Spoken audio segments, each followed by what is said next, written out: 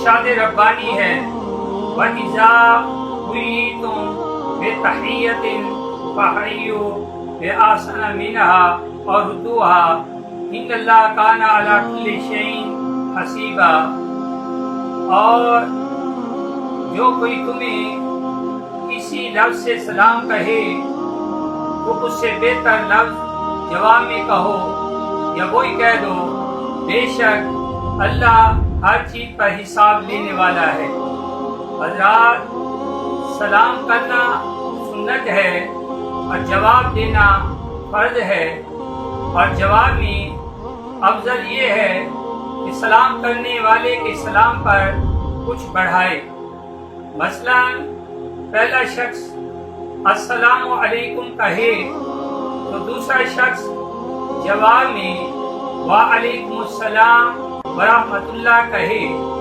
اگر پہلے نے ورحمۃ اللہ بھی کہہ دیا تو اب یہ وبرکاتہ اور بڑھائے، اس سے زیادہ سلام و جواب میں اور کوئی اضافہ نہیں۔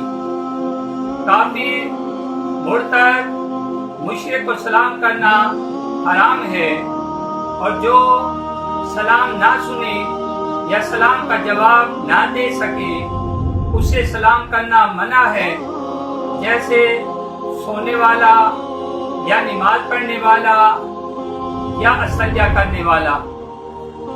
جو مسلمان فسق و فجور کر رہا ہو اسے سلام کرنا مکروہ ہے، جیسے جو گا بجا رہا ہو، شطرنج تاش کھیل رہا ہو۔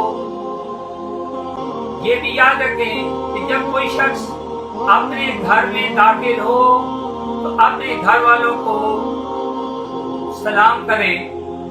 بہتر یہ ہے کہ بہتر سواری والا کم تر سواری والے کو سلام کرے، کم تر سواری والا پیدل چلنے والے کو سلام کرے، پیدل چلنے والا بیٹھے ہوئے کو سلام کرے، اور چھوٹے بڑوں کو سلام کریں، تھوڑے زیادہ کو سلام کریں، اور جو سلام میں پہل کرے گا وہ زیادہ ثواب پائے گا۔